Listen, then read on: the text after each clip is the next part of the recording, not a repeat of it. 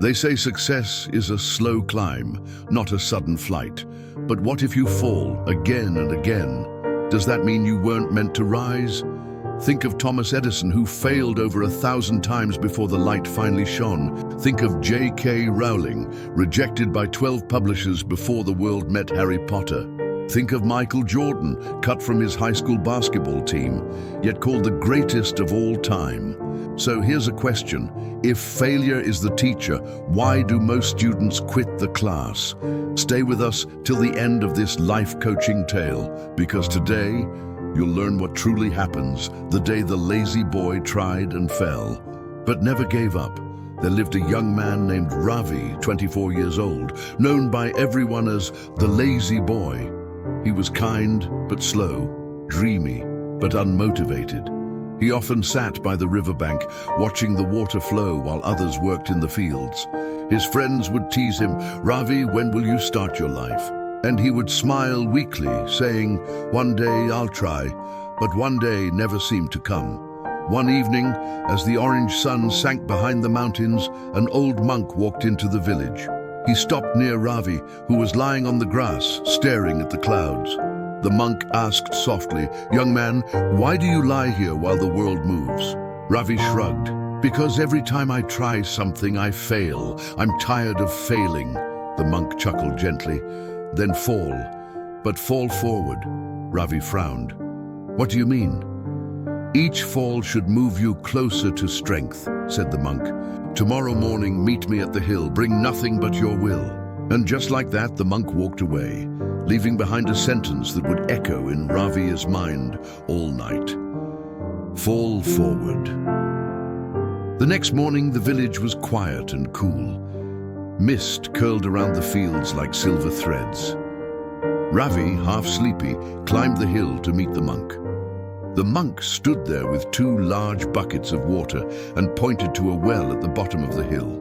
"Your task," he said, "is simple. Carry water from the well up to this point. Do it until sunset." Ravi's eyes widened. "That's impossible. The hill is steep. I'll spill the water." The monk smiled. "Then spill, but keep walking." So Ravi began. The first few trips were clumsy. Water splashed, buckets slipped, arms ached. By noon, he was drenched in sweat and frustration. He shouted, "Why am I doing this? It's useless."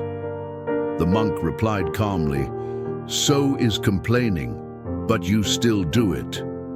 Those words stung. Ravi bit his lip and kept walking. Hour after hour, trip after trip, he carried those buckets, spilling, stumbling, falling, but standing again. Each time he fell, he remembered, fall forward.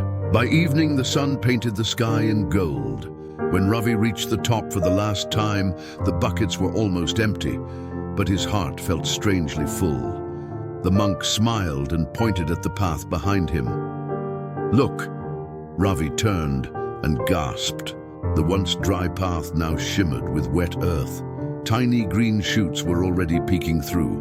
"Every drop you spilled," said the monk, "has watered new life. Effort never wastes, it only waits." Ravi looked down at his trembling hands.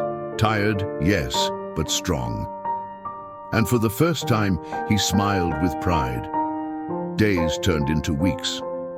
Ravi kept returning to the hill, not because the monk asked, but because he wanted to. He built a small channel for water, planted seeds, and watched flowers bloom along the once barren slope. The villagers stopped calling him lazy. Now they called him Ravi the persistent, the boy who fell but never gave up. And when people asked him how he changed, he would simply say, "I stopped fearing the fall and started learning from it." So what's the lesson from the day the lazy boy tried and fell but never gave up? Persistence isn't about never failing. It's about refusing to let failure be the end of your story.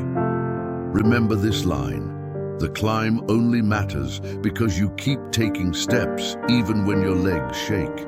If you're tired, rest, but don't quit. If you fall, fall forward, because every small effort waters something inside you that the world will one day see.